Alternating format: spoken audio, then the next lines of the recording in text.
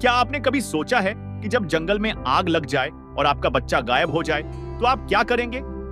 एक विडो जो अभी अभी अपने पति को खोया है, एक 8 साल की बच्ची जो गुस्से में भाग जाती है और एक मिस्टीरियस पड़ोसी जिस पर सबको शक है। तो सुनिए मारा की कहानी, जो अपनी बेटी लिडे को ढूंढने के लिए धधकती आग के बीच दौड़ती है, जहां हर सेकंड मैटर करता है, हर डिसीजन जान और मौत का हो सकता है। यह है फायर ब्रेक, जहां प्रकृति की आग और इंसानों के शक दोनों जानलेवा हैं। तो दोस्तों, यह कहानी शुरू होती है एक बिजली की चिंगारी से।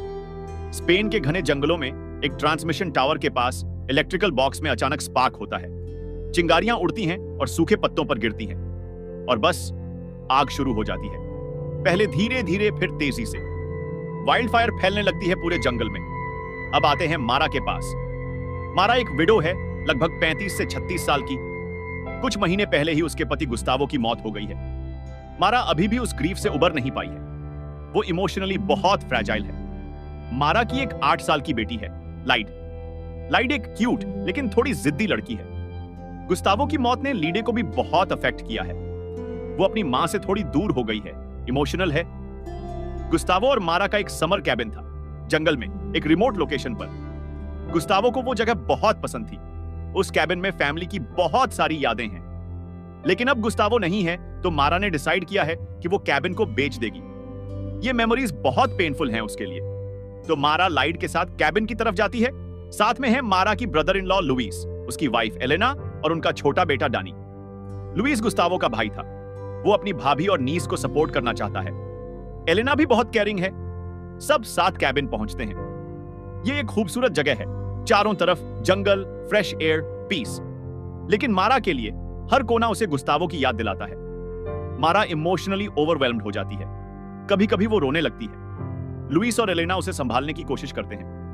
लाइड अपनी मां को इस हालत में देखकर परेशान हो जाती है। लेकिन लाइड बच्ची है, वो अपनी फीलिंग्स एक्सप्रेस नहीं कर पाती।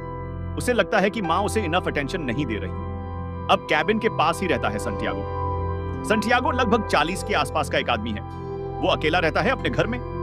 संटियागो शांत है, थोड़ा रिजर्व्ड है। वो पहाड़ों में लाइफ जीने के लिए यहां आया है। शायद कोई पास्ट से भाग रहा है, शायद बस पीस चाहता है। जब मारा और फैमिली कैबिन पहुंचते हैं, संटियागो उनसे मिलने आता है। वो लाइड को एक गिफ्ट देता है, एक बटरफ्लाई ज्वेलरी पीस। लाइड खुश हो जाती है। संटियागो फ्रेंडली है, हेल्पफुल है, लेकिन उसमें कुछ मिस्टीरियस भी है। वो ज्यादा अपने बारे में बात नहीं करता। पहले दिन सब ठीक रहता है। फैमिली कैबिन साफ करती है, सामान पैक करती है। डैनी और लाइडी साथ खेलते हैं। लेकिन मारा और लुइस के बीच थोड़ा टेंशन है। लुइस चाहता है कि मारा मूव ऑन करे, अपनी लाइफ जिए।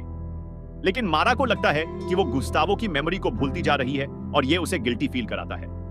एलिना बीच में बैलेंस बनाने की कोशिश करती है। दूसरे दिन सिचुएशन बदलने लगती है।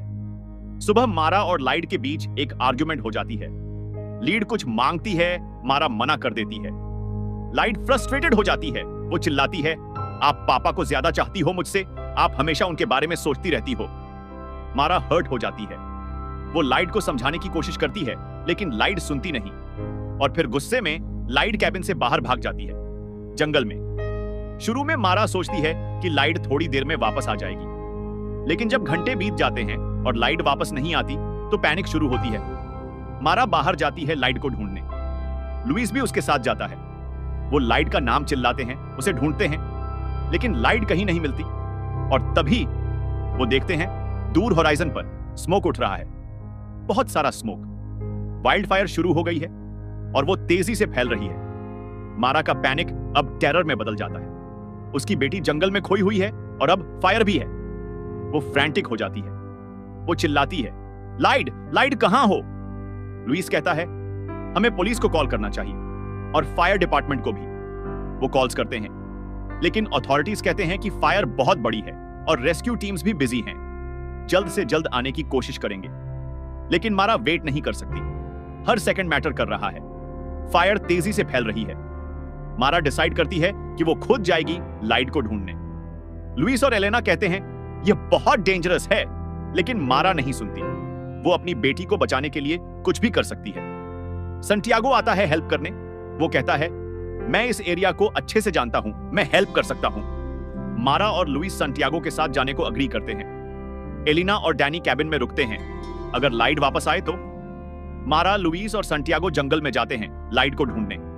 स्मोक बढ़ता जा रहा है, आग करीब आती जा रही है, टेम्परेचर बढ़ रहा है। वो अलग अलग डायरेक्शंस में देखते हैं, लाइट का कोई ट्रेस नहीं मिलता।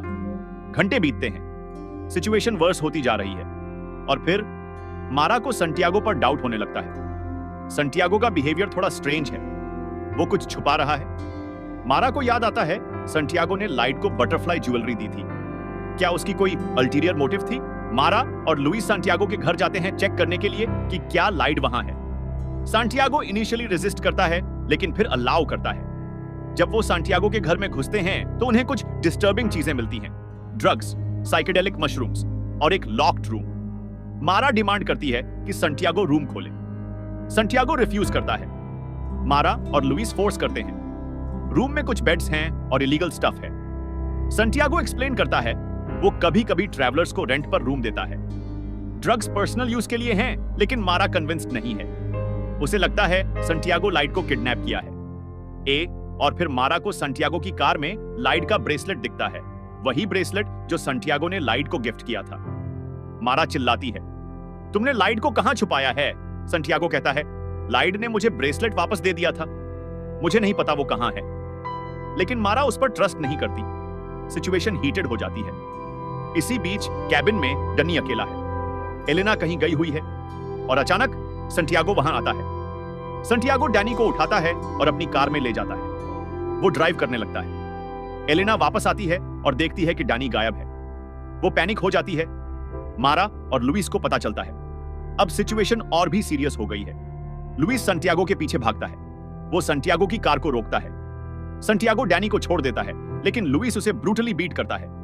संटियागो बीटन और इंजर्ड है। वो कहता है, मुझे पाटा है लाइट कहां है, मैं दिखा सकता हूं। मारा और लुइस को डाउट है, लेकिन ऑप्शंस नहीं है।